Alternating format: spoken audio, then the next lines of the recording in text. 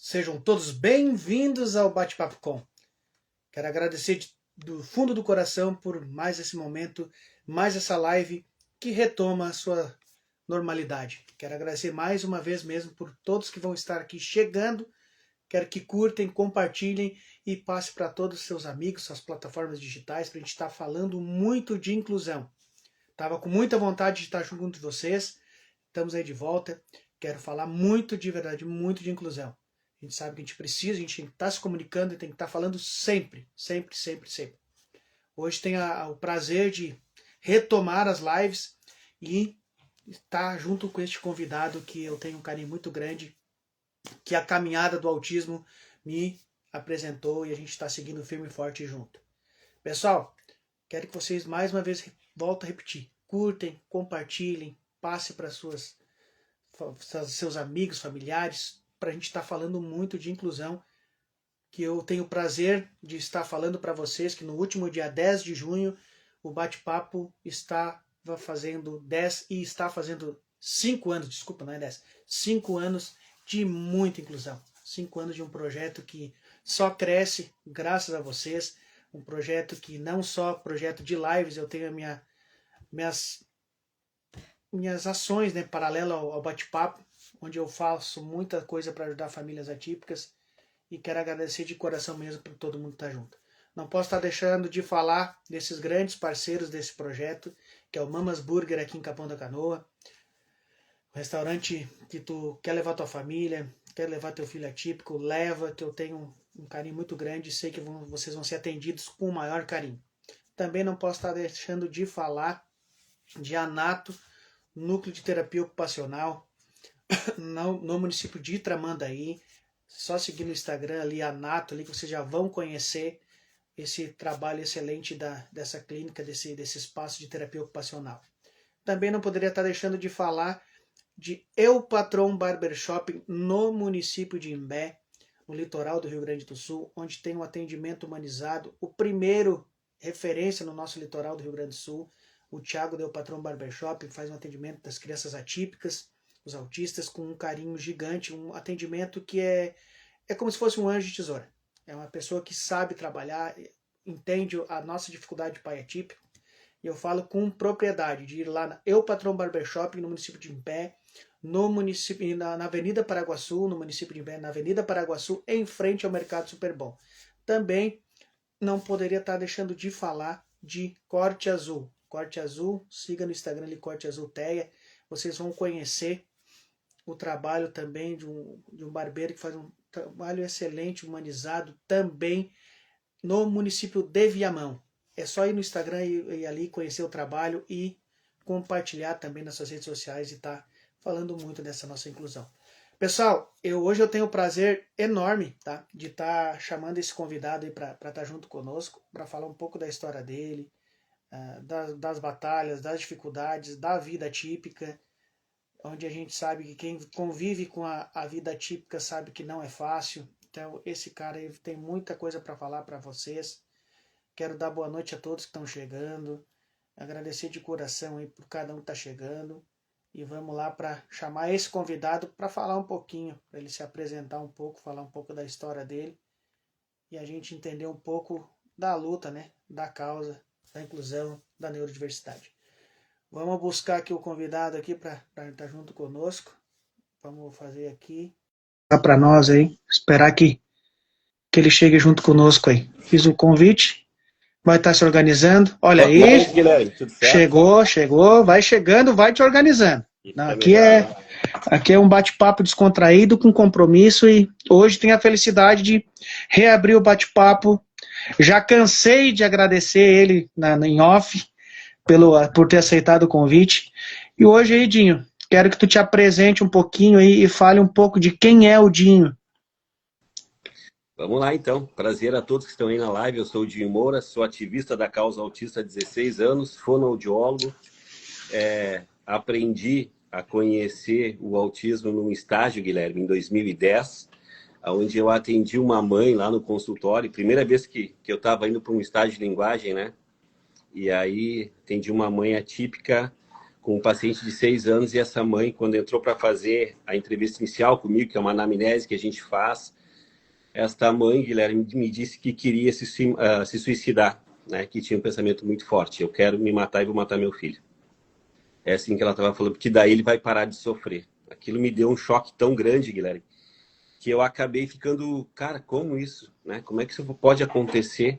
Aí já corri lá falar com a supervisora, perguntar como é que eu agi, como é que eu poderia agir daquela forma, né? O coração já ficou disparado. E eu disse, meu Deus, não tem como, né? E aí, Guilherme, isso começou a ser uma coisa muito frequente. Várias mães que eu conversei durante esse estágio tinham o mesmo pensamento, né? E aí a gente conseguiu, através da minha coordenadora, colocar essas mães com acompanhamento psicológico, né? E aí deu uma aliviada assim para elas, mas eu vi lá em 2010 que precisava ter alguém levantando a questão da inclusão, né, para ouvir essas famílias, ouvir essas mães. E de lá para cá eu fui aprendendo várias coisas, né, Guilherme? Então, quem é o Dinho Moura hoje, né? Cara, hoje o Dinho Moura é uma pessoa que sofre, que chora, que lamenta porque nós não temos o acolhimento das mães, das famílias, mas é um cara que nunca desistiu de levantar a bandeira, de correr atrás das melhorias para as pessoas que realmente precisam, para as famílias atípicas. Cara, isso aí me emociona muito em falar, porque eu sou um pai atípico também.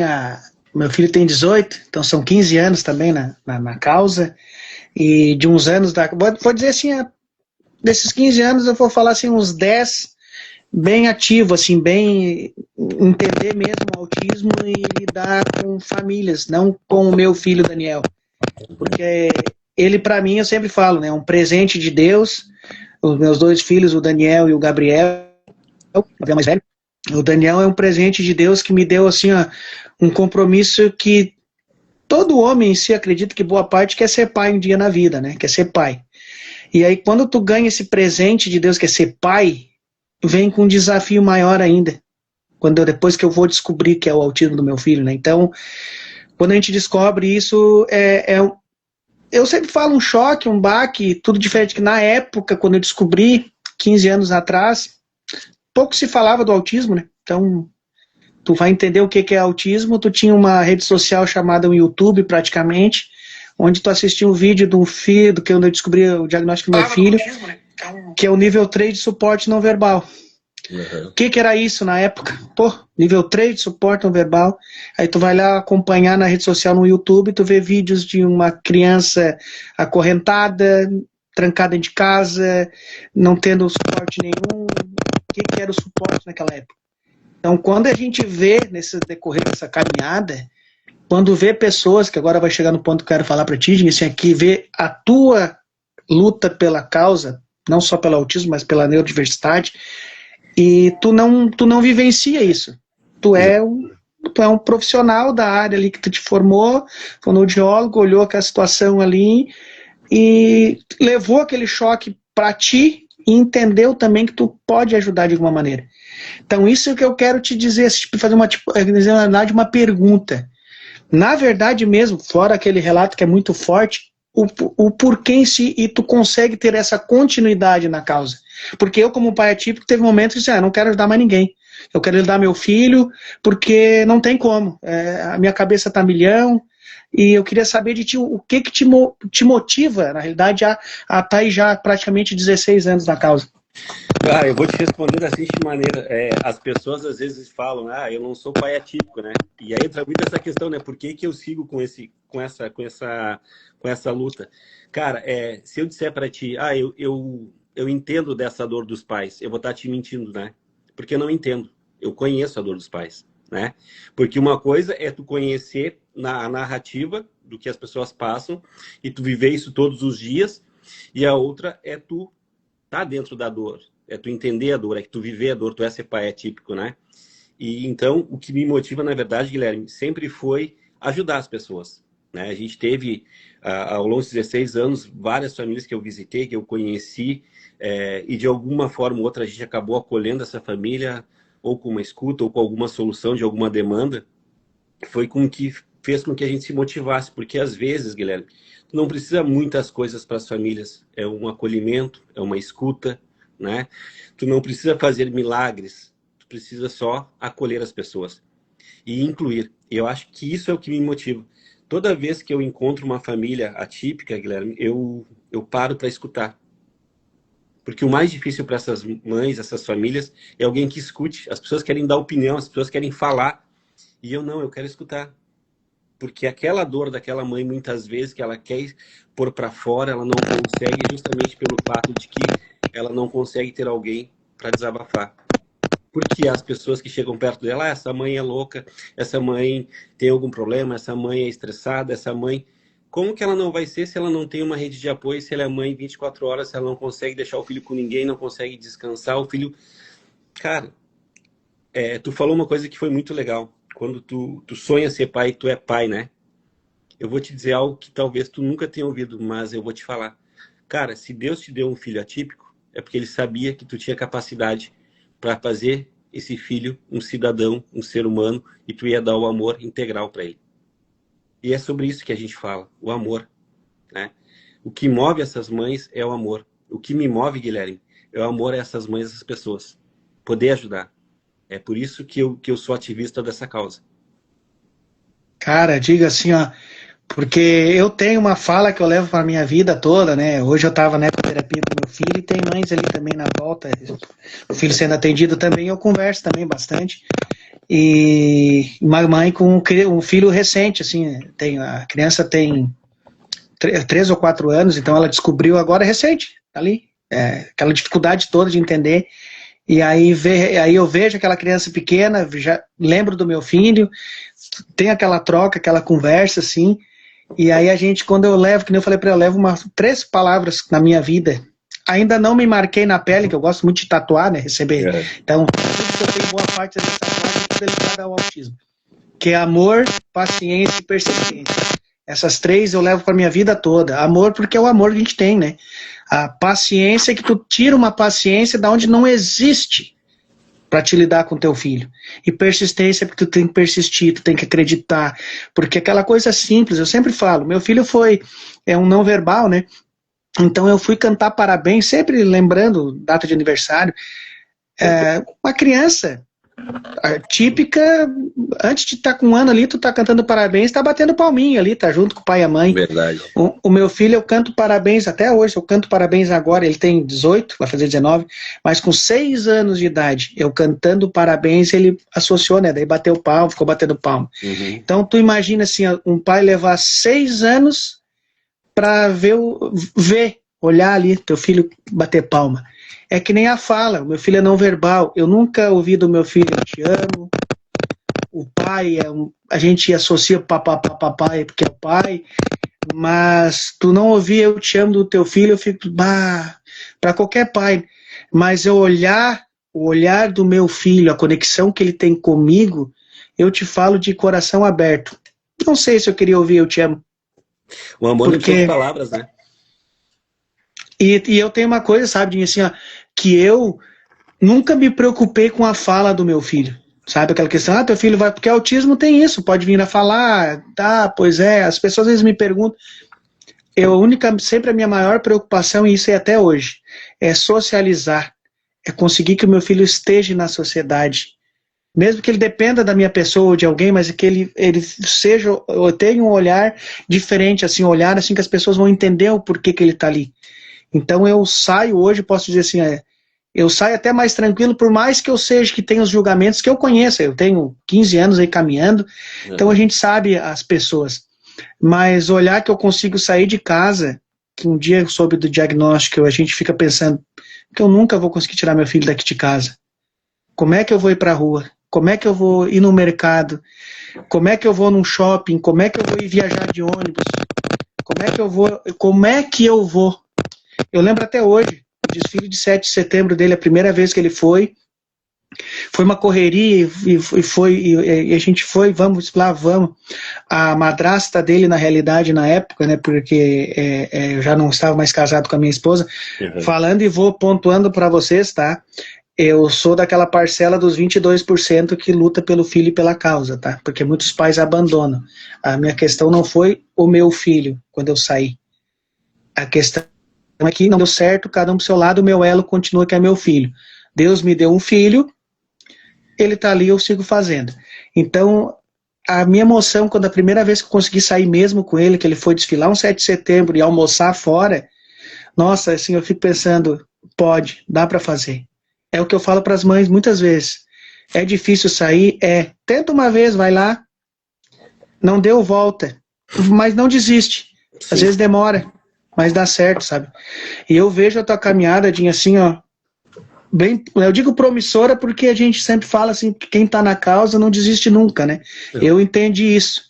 Eu, por alguns problemas de saúde, eu dei uma freadinha nas minhas lives, mas eu entendi também. Não dá para parar.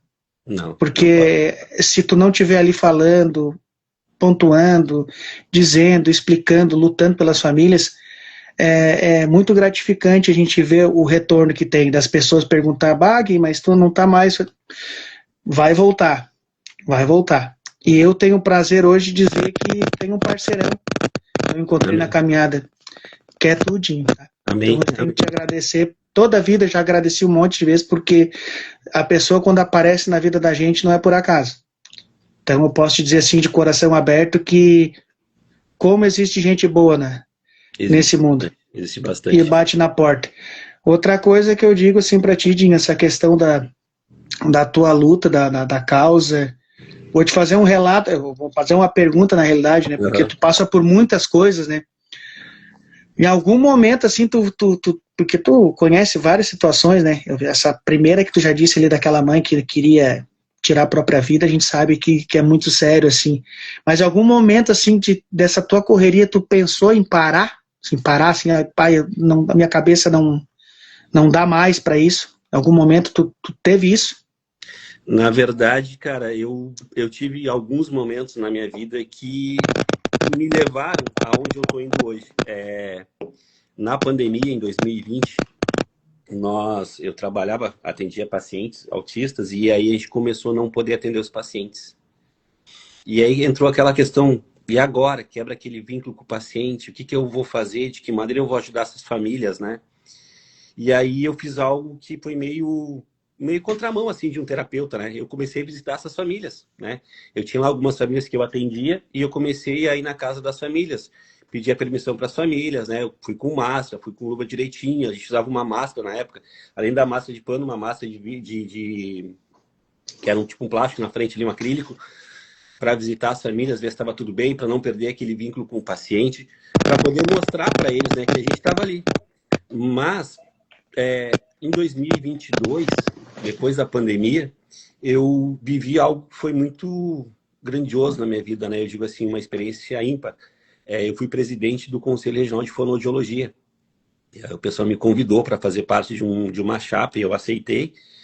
E aí eu comecei a percorrer por Brasília. Visitei deputados, visitei de todos os estados, não só nós, todos os estados. Visitei o Ministério da Educação, Ministério da Saúde, Ministério do Desenvolvimento Econômico. Tive reunião no Palácio da Alvorada. E sem ser político, né? Sim. Mas eu sempre levei a questão da saúde das crianças atípicas, das famílias, levava a questão da fonoaudiologia junto, mas sempre quando dava, eu levava uma pauta da fonoaudiologia, mas eu já tocava em alguma coisa do autismo, né? Porque aquela coisa, tô lá, né? Já que eu tô com uma questão, uma agenda oficial, eu já puxava. E eu tomei tapinha nas costas, que bacana, que legal, cara, mas nada mudou, né? Nada mudou. Então, cara, pensar em desistir eu nunca pensei. Hoje eu não atendo mais pacientes autistas, né? Hoje eu tenho uma vida que eu atendo pacientes que são de alta complexidade em casa, a gente fala que é home care, mas eu não atendo mais paciente autista, mas eu nunca deixei de trabalhar pela causa, né? Eu não tenho mais clinicado, mas eu trabalho pela causa. Então, essa experiência do conselho me motivou, cara, a não desistir, a ver que dava para buscar mais soluções, mais formas de fazer a inclusão desses pacientes e dessas crianças, e a gente nunca conseguiu, de verdade. Cara, são 16 anos, eu nunca vi mudança, só piorou, sabe? E aí tu vai nos deputados, bate na porta, os caras te dão tapinha nas costas, tiram foto, publicam, né? Hoje eu tenho um Instagram que tem lá 2 milhões de visualizações mensal em média, né? E, cara, isso não traz melhoria, né? O tapinha nas costas, fotos, isso não faz com que as leis que hoje estão aí que poderiam atender as pessoas, né? Se fossem cumpridas, acabam não sendo. Então, cara, eu nunca desisti, eu nunca vou desistir. Só vou desistir, cara, o dia que eu estiver morto. E quando eu morrer, eu quero ser enterrado com uma camiseta que fale alguma coisa sobre inclusão, sobre autismo. Essa é minha vida. Isso emociona um pouquinho, sabe? Porque quando a gente fala dessa questão de lutar pela causa, acolher uma família, correr, deixar de fazer muitas coisas às vezes, e às vezes as pessoas não sabem quando a gente fala assim, deixar de fazer alguma coisa. Às vezes a gente organiza a agenda, faz correrias. Eu falo por mim, algumas vezes eu faço ações, a gente se ajuda, faço parte de uma associação aqui no município próximo em Tramandaí, e às vezes é o final de semana do meu filho, às vezes ou eu faço ele estar junto, ou às vezes eu me organizo, não, como eu conheço ele, não, esse eu não vou levar, aí fico mais que um final de semana com ele para não pegar no final de semana do evento, para ele não estar junto, mas não deixando de eu não vou querer que meu filho esteja incluído não é isso, é para também ajudar as outras famílias.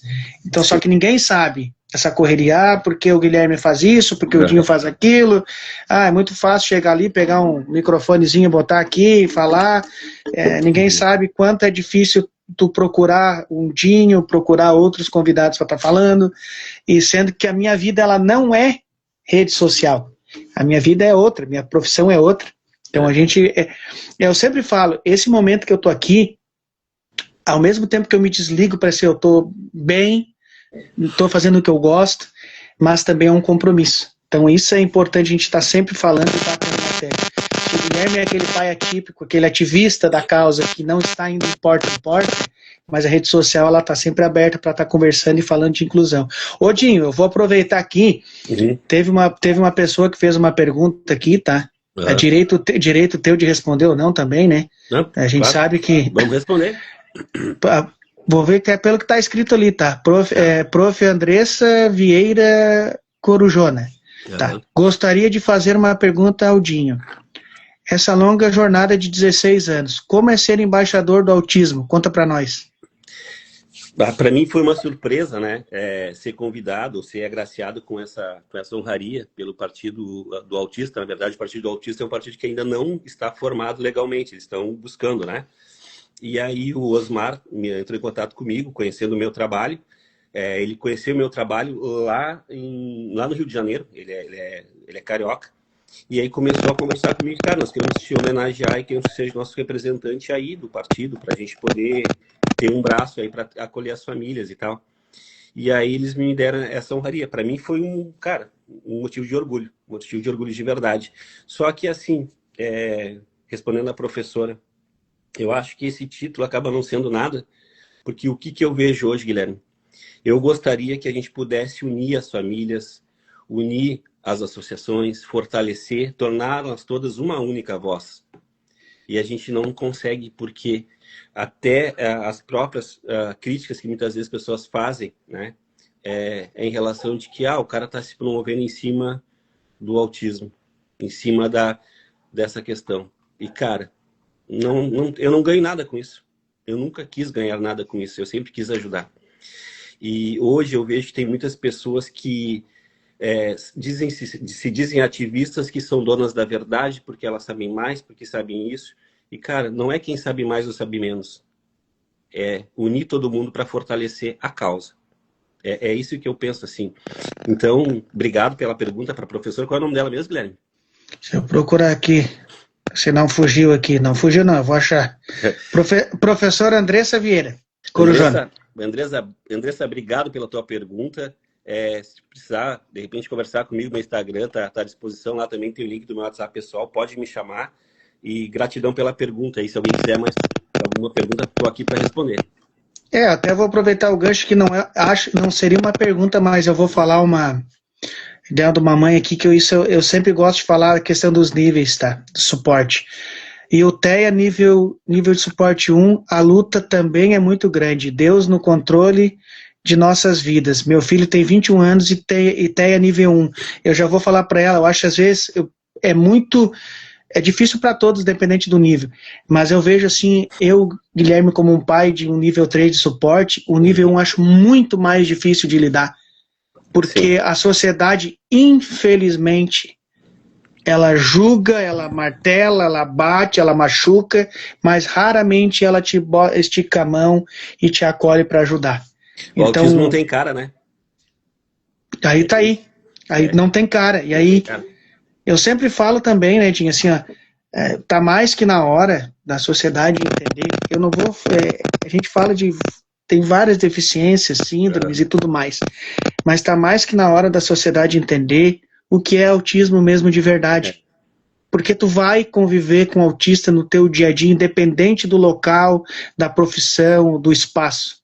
Tu vai ter um colega de trabalho, tu vai estar passeando na rua e encontrar alguém, um familiar teu vai ter autismo, e como lidar com isso? E assim, né? Se tu não tem um parente autista, tu conhece alguém que tem, né? Hoje, se tu parar para analisar, Guilherme, há 20 anos atrás, há 26 anos atrás, no ano 2000, eram 150 pessoas típicas para um atípico.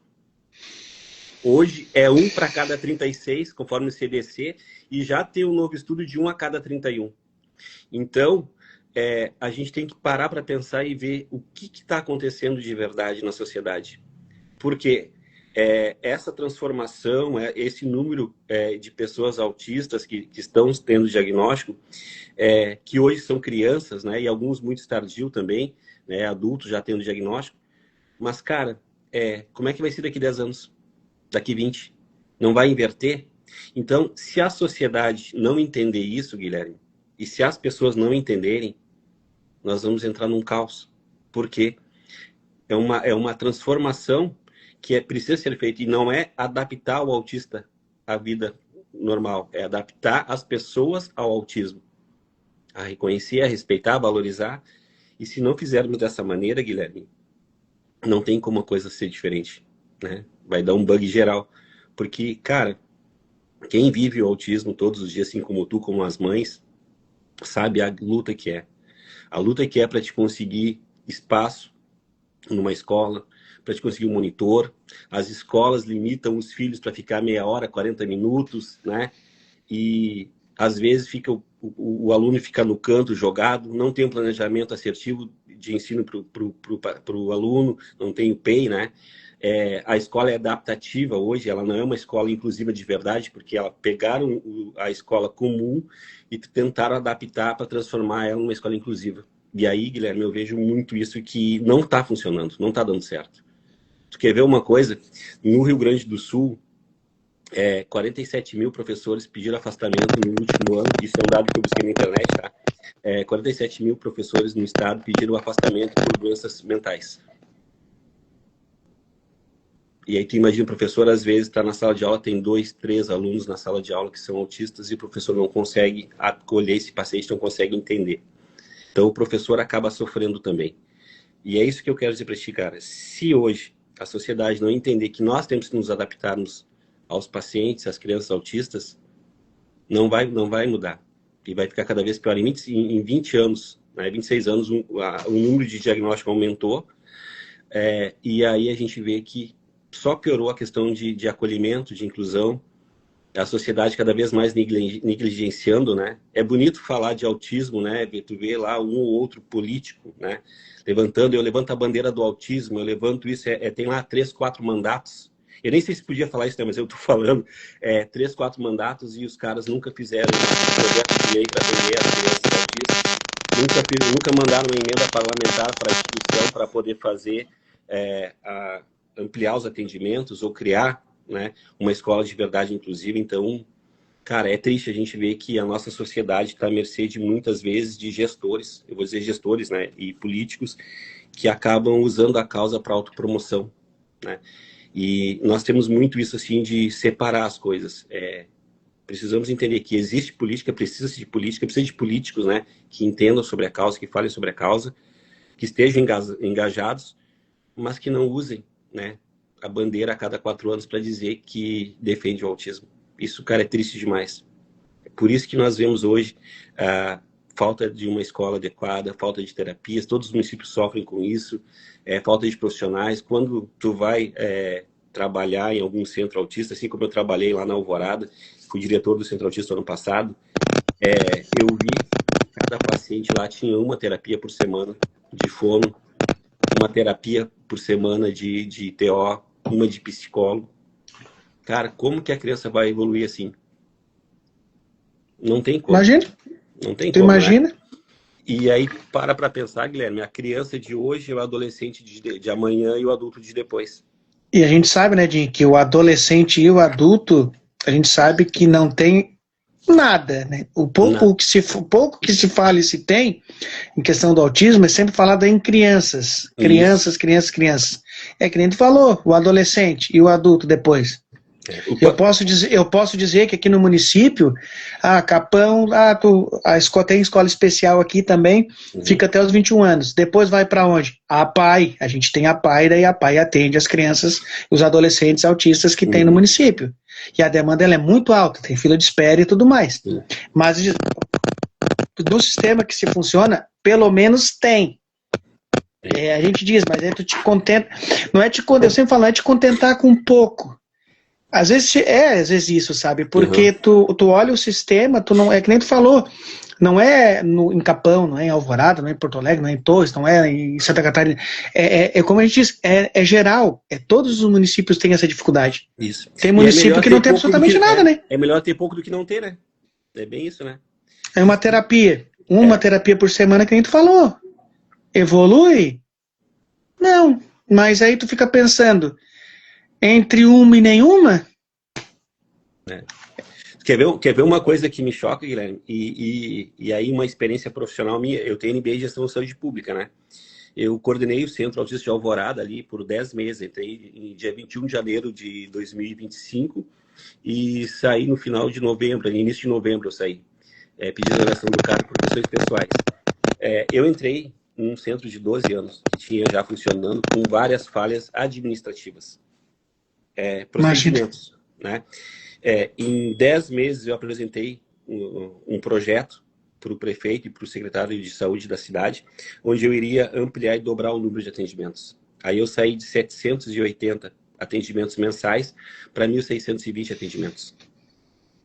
Só reorganizando os fluxos municipais. Eu entrei para dentro de cabeça, a gente reorganizou o fluxo de saúde mental do município com o pessoal da Secretaria de Saúde e eu escrevi os procedimentos para diagnóstico do paciente autista a partir da atenção primária, atendimento na UBS. E eu tinha um gargalo gigante de anos para diagnóstico, cara, eu zerei esses gargalos até novembro do ano passado, a gente tinha zerado. Né? Tinha pessoas há 3, 4 anos esperando que fosse zerar o diagnóstico. Eu dei 50% do diagnóstico e a gente incluiu vários pacientes em terapias. Os pacientes estavam indo no centro uma vez por semana, porque tinha uma terapia na semana, mas não tinha as outras, né? Então a gente conseguiu abrir mais terapias para o paciente, começou a ver a evolução de alguns pacientes e ao mesmo tempo eu vi que estava limitado, porque se eu não tiver investimento no centro, eu iria acabar estourando de novo o limite que eu tinha lá de atendimentos e não iria ampliar os atendimentos e ia ter que fazer o que estão fazendo hoje, dando alta para os pacientes. Então, o investimento é necessário para que se faça o atendimento dos pacientes. Tem lista de espera na Alvorada hoje de 600, 700 pacientes que estão esperando através do GERCOM. E quantos tem no estado? Né? Então, tu imagina. E eu vi que dá para fazer. Fizemos em Alvorada. Né? Tanto é que eu, antes de sair do Centro Autista, eu tinha deixado pronto lá uma parceria com o Estado para transformar em casa de acolhe. Entrariam 100 mil reais por mês, 1.200.000 anuais para a gente investir em novas terapias. Né? E a meta nossa era atender 1.200 atendimentos por mês. Cara, tudo certo. Eu tinha estrutura, eu tinha profissionais, dava para ampliar os profissionais também, dava para fazer tudo certo. Quando eu saí por questões pessoais, acho que eu te falei que eu perdi meu pai, perdi minha mãe, né, no ano passado, né? Então, aí acabei pedindo a exoneração do cargo e deixei tudo pronto e infelizmente acabou se perdendo, né? Mas eu só dei um exemplo disso porque, assim, nada contra o governo de Alvorada, o pessoal está fazendo o que está dentro das capacidades deles, né? Eu, com a minha experiência, eu levei um pouquinho de melhorias, mas se eu fiz em Alvorada, a gente pode fazer em Gravataí, Viamão, Capão, pode fazer em Tramandaí, qualquer outro lugar pode ser replicado esse modelo de trabalho.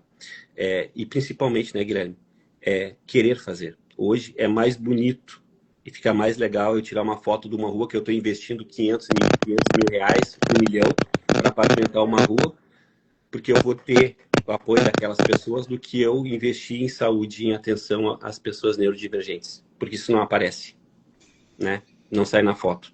Infelizmente é assim que a gente lida com a realidade, né? E é uma coisa que isso já é de anos, né? Porque eu sempre falo assim, tem muitas coisas que acontecem agora, que eu tenho muito relatos, questões do meu filho.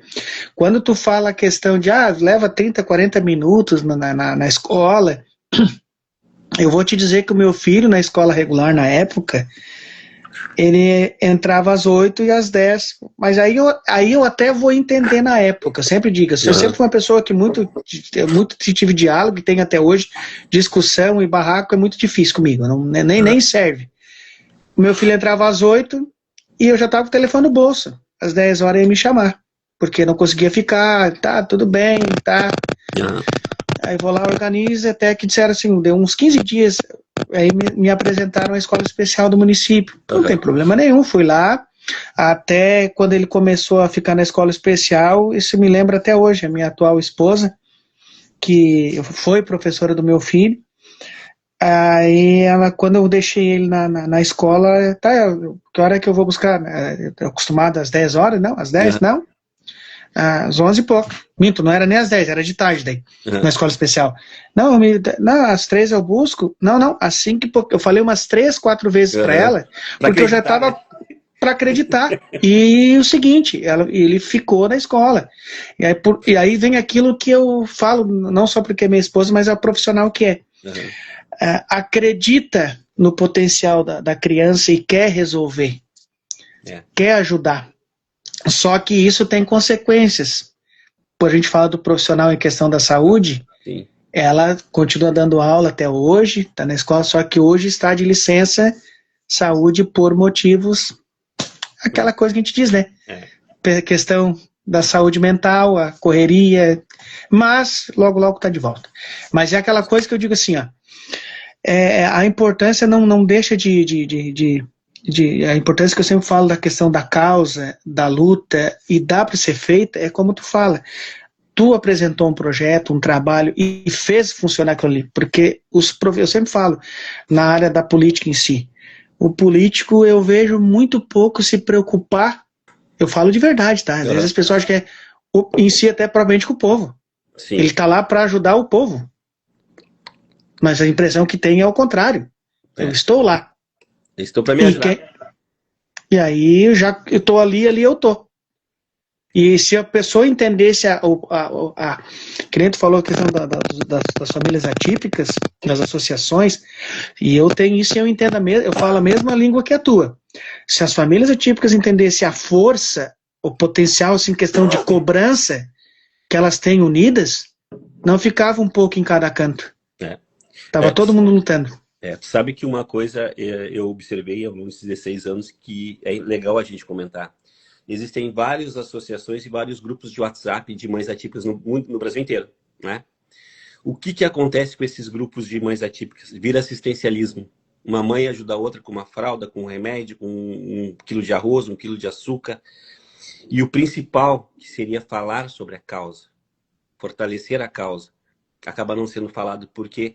Porque essas mães, Guilherme, elas vivem basicamente na linha da miséria através do LOAS, porque se elas têm, o filho tem o LOAS e ela trabalhar lá mais de um quarto do salário mínimo por pessoa, né, per capita, ela perde o LOAS e ela corre risco de passar fome. Então a mãe não vai trabalhar, fica em casa para cuidar do filho, porque ela não tem, às vezes, uma rede de apoio, e aí vira assistencialismo.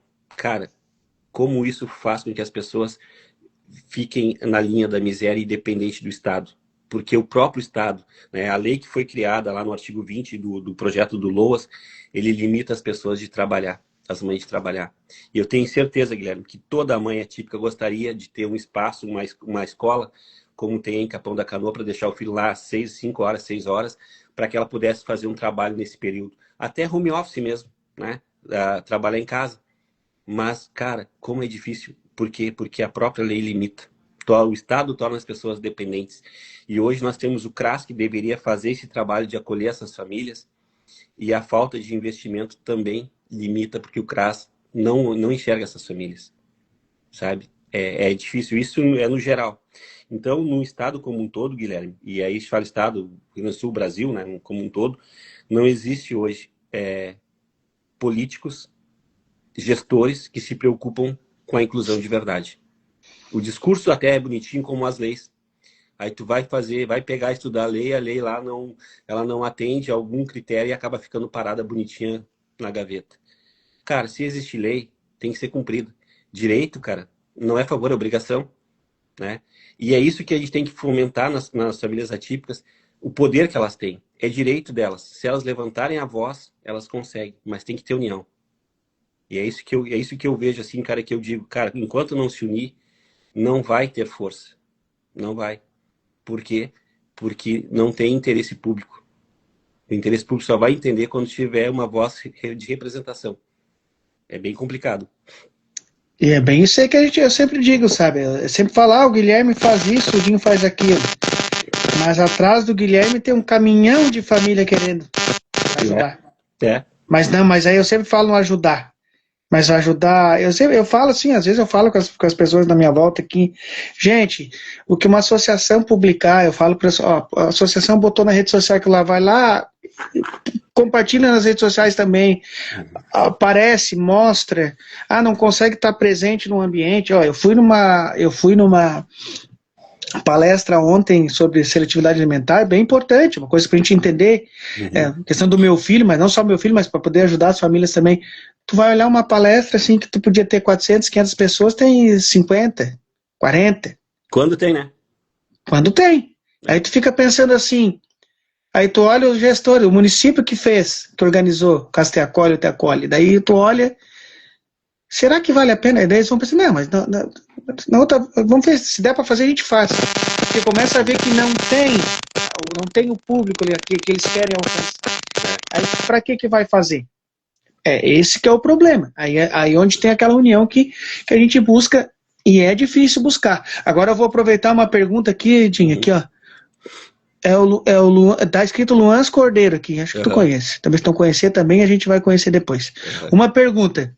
Se vocês pudessem mudar ou criar uma lei para as famílias atípicas, qual seria e por quê?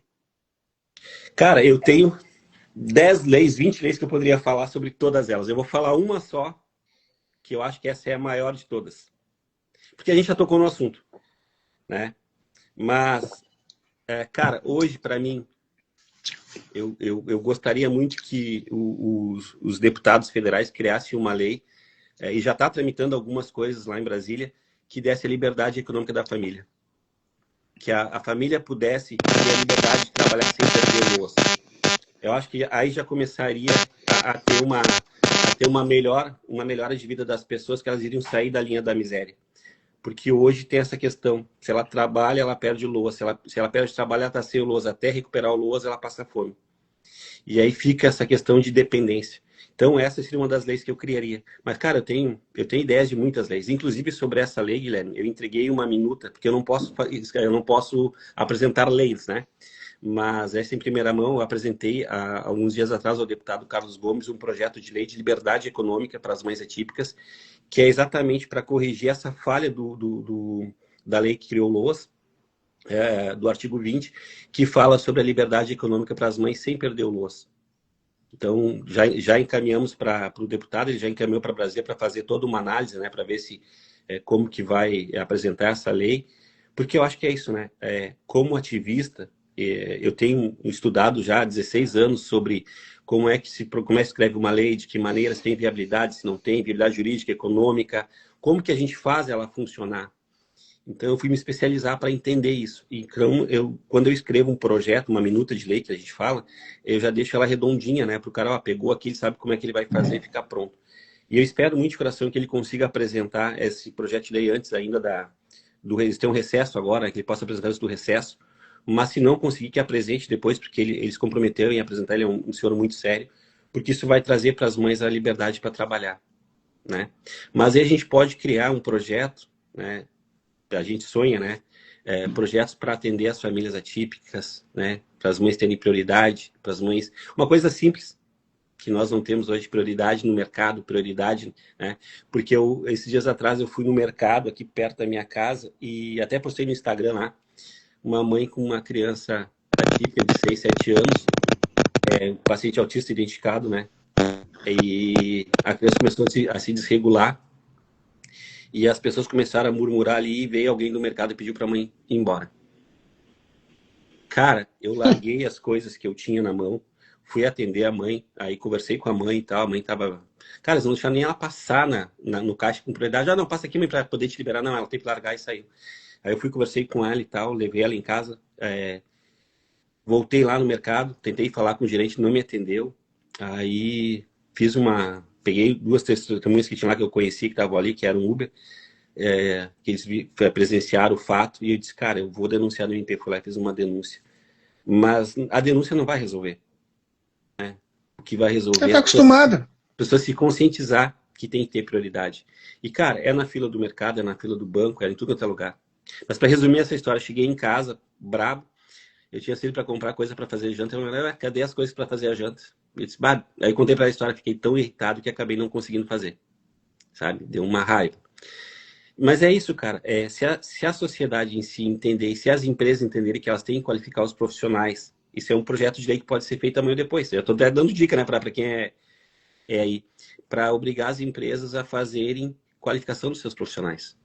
Para saber como receber um paciente neurodivergente, um paciente atípico. Mas, Dinho, eu acho que isso tem. Eu não sei se o cara não pesquisar. Existe uma lei, eu não sei se existe, mas tem. Porque se tu tem aquela... Quer ver? Eu não sei se também é. Às vezes pode ser... Eu vou te falar, pode ser porco o negócio. Porque a gente sabe que tem uma certa porcentagem no comércio, uma certa porcentagem tem que ter uma pessoa, um PCD. Uhum. E se tu olhar nos locais, raramente tu vê um PCD. Não tem. Existe uma lei.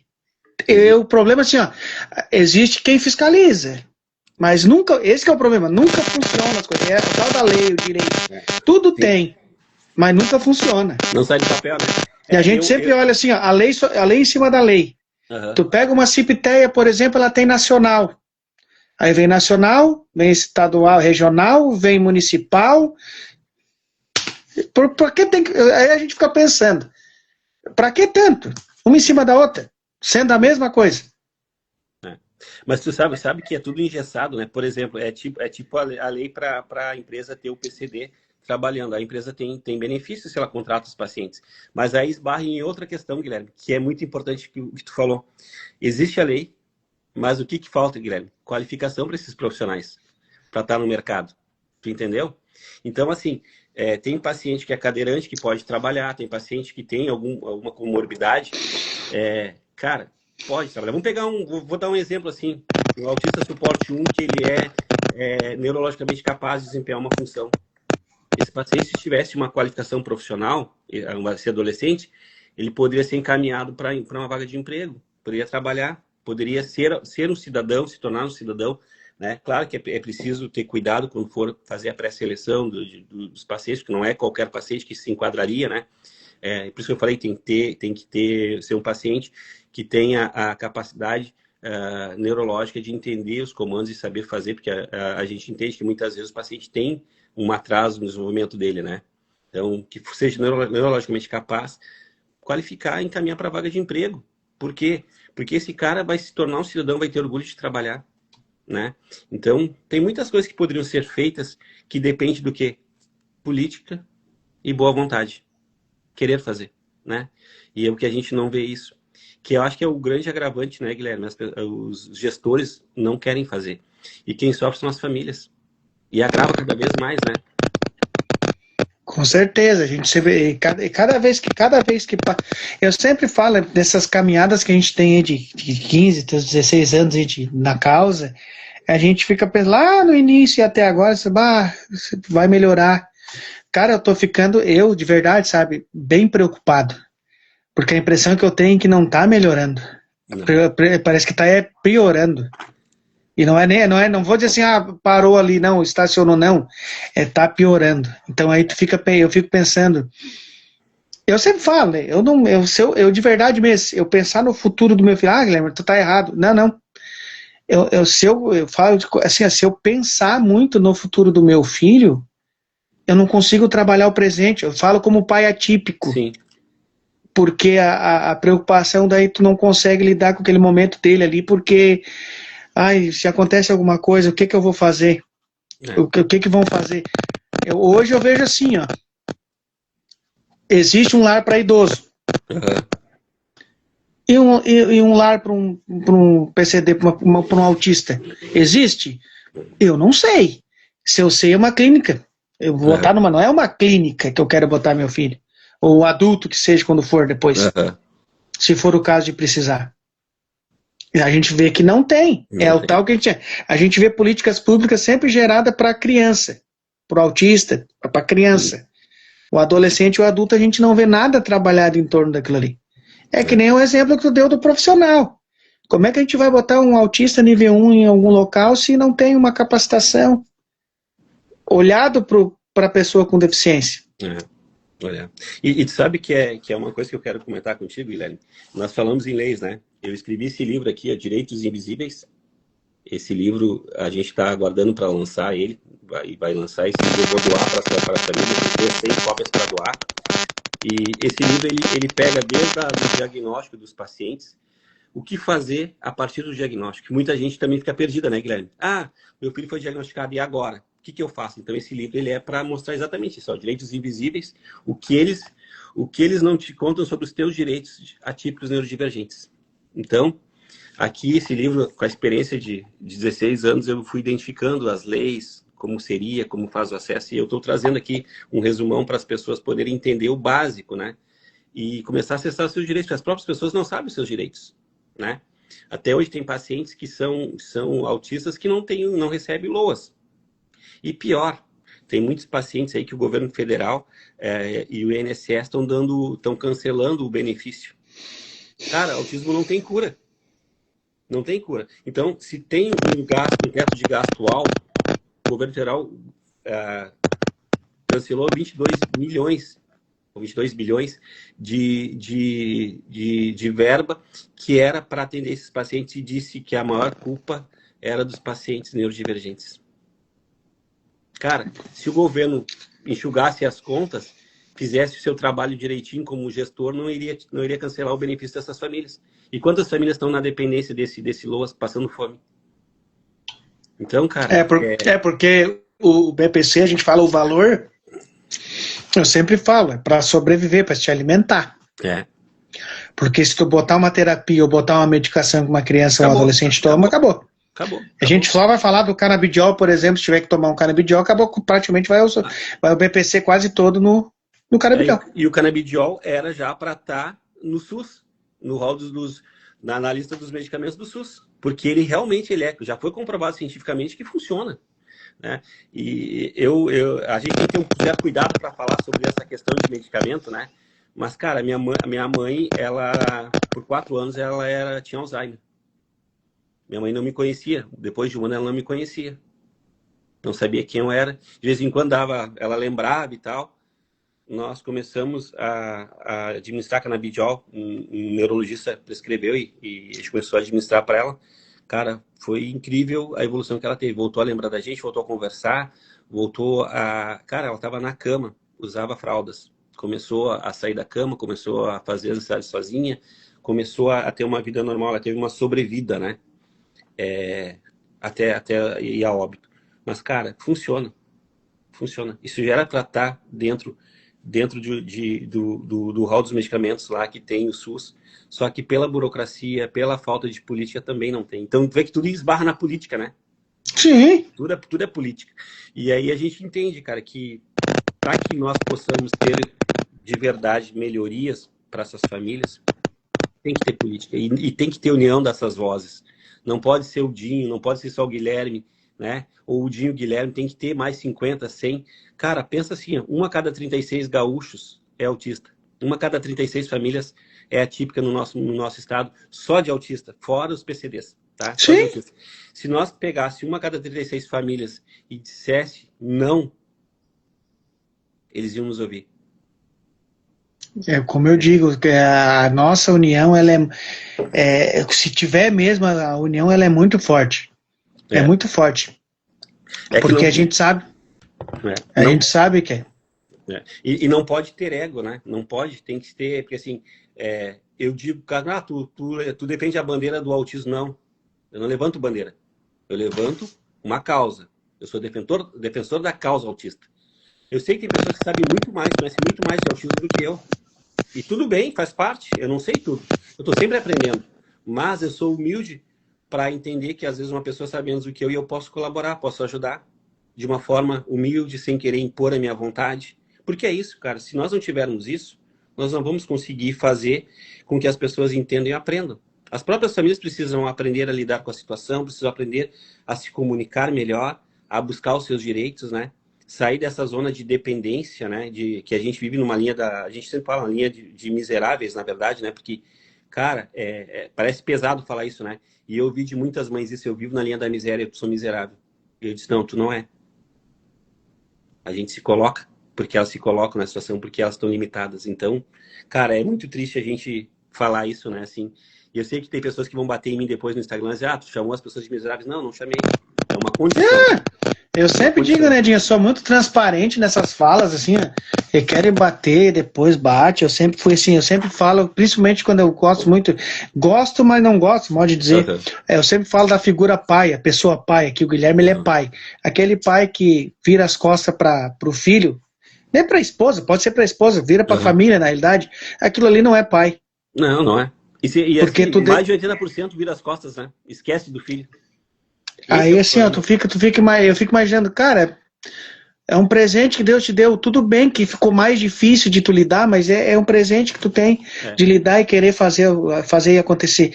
E agora, nesse momento que eu ainda vou, assim, antes de nós encerrar, porque tem um tempinho ainda, eu quero, e isso hoje, pelo dia hoje, é uma coisa que eu, Guilherme, isso é a minha fala, eu vou deixar tu dizer, eu não tenho orgulho nenhum, hoje é 18 de junho, dia do orgulho autista. Queria uma fala tua a respeito disso. Então, vou te falar o que eu falei hoje de tarde no vídeo. Eu tenho vergonha de falarem que tem orgulho. Por quê? Eu tenho vergonha por qual motivo? Porque nós não temos escola inclusiva, nós não temos acolhimento das famílias, nós não temos terapia suficiente para nossos filhos, nós não temos o respeito e a valorização das famílias. Então, eu não comemoro nada, eu tenho vergonha. De verdade. A minha palavra hoje é vergonha. Porque eu não posso dizer que tenho orgulho de algo que está fazendo mal para muitas pessoas. Eu não posso dizer. Porque a negligência, a falta de visibilidade dessas famílias, a falta de valorização dessas pessoas, dessas mães, dessas famílias, é gigante. Então a gente não pode ter orgulho.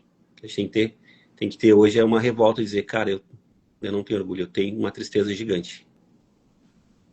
E eu vou te falar uma coisa que eu digo do dia 18, dia do orgulho autista. Eu tenho orgulho do meu filho autista que passa pela dificuldade do autismo.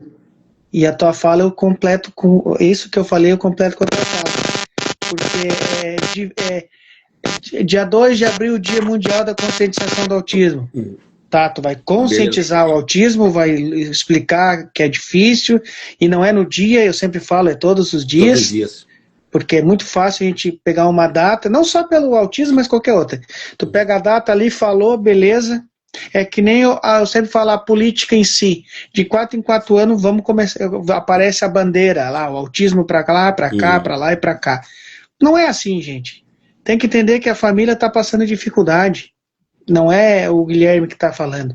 São muitas famílias que, tu acabou de dizer, Edinho, viver na miséria. Ninguém quer viver na miséria. E tu vê assim a situação de uma mãe implorar pelo um BPC que, resumindo, não é nada. Não é nada. Deixa de trabalhar, acaba deixando de trabalhar, mães com profissão ou formada que seja, tu não pode fazer o teu trabalho porque tu tem que ficar 24 horas lidando com a situação do teu filho. Busca de terapia que não tem, a falta de remédio, escolhe por remédio ou alimento. Então, está mais que na hora da sociedade se entender e as políticas serem feitas mesmo de verdade, políticas inclusivas, não fazer politicagem. tá lá achando que hoje é dia de botar a bandeira, pega a camisetinha do RS Inclusivo, que eu tenho o prazer de acompanhar aqui. Parabéns pela tua iniciativa também, de levantar um movimento que também não é fácil, botar a cara a tapa, que eu sempre falo, a pessoa quando bota o rostinho ali para toda a vida ser martelado ali, toda a vida, não é fácil, porque eu sempre digo, como a gente já falou durante toda a live, a gente pode virar as costas, lidar com o que eu quero lidar e pronto. Não preciso estar abraçando milhões de famílias aí, porque não é uma ou duas, são muitas famílias em busca disso, que é a nossa verdadeira inclusão. E te apoio em tudo o que tu tá fazendo, Tadinho. Tu pode ter certeza que eu tenho um carinho muito grande desse pouco momento que a gente se conhece e parece que já faz muito tempo. Parece, né? E tu sabe que tu pode contar comigo, tá? Um abração. E te peço agora, antes da gente encerrar, que tu faça um relato, um relato final aí para a gente terminar com um carinho gigante, porque eu tenho o prazer de te dizer, tá? Que para mim não é fácil hoje estar retomando essas lives, porque eu ainda tenho as minhas dificuldades em questão de saúde aqui na minha família, e eu disse, não, eu tenho que voltar porque as famílias também precisam e quem está aqui comigo também me apoiou, pode voltar que a gente está junto. Então, obrigado mais uma vez. Eu te agradeço pela oportunidade, eu quero dizer para ti, seguindo a tua fala, que é muito mais cômodo, mais fácil eu fingir que não existe esse problema do que eu levantar a causa e tentar defender. Só com muita coragem, muita vontade e principalmente muito amor pelo próximo. Né? Não é sobre mim, não é sobre ti, é sobre uma causa. É uma família, aliás, é uma causa e muitas famílias. E autismo não tem cura. Isso tem que ficar muito, muito claro para as pessoas que não tem cura. E a gente precisa, Guilherme, cada vez mais levantar essa causa, levantar a bandeira da união. Aí eu falo bandeira união de todos para fortalecer a causa. Porque não é eu, não é tu, é nós. Tem um ditado que as pessoas estão falando muito, né? Nada sobre nós sem nós. Só que nós precisamos nos incluir. Nós precisamos saber fazer uma inclusão e o fortalecimento. Porque se nós não tivermos voz, nós não somos nada. Nós não vamos ser escutados. É isso. Obrigado, Guilherme. Obrigado de coração. Eu que agradeço, Dinho. Sabe que a caminhada é longa aí. A gente está junto. Quero te agradecer mais uma vez de coração aí por ter participado. E mais pra frente, com certeza, eu vou voltar a te chamar porque eu vou te falar de verdade, sabe? E tu sabe mais do que eu também, e vice-versa, que a caminhada ela do autismo ela não é fácil e a gente tem que estar toda a vida repetindo. Se eu tiver que fazer uma live para falar exatamente a mesma coisa de hoje, a gente vai falar porque a gente tem que estar sempre botando a cara a tapa e mostrando para a sociedade que a verdadeira inclusão faz parte da vida de cada um aí. Obrigadão mais uma vez, Dinho. Obrigado, e se faz todos os dias, né? Com certeza. Fica com Deus e até a próxima. Obrigado. Até mais, obrigado.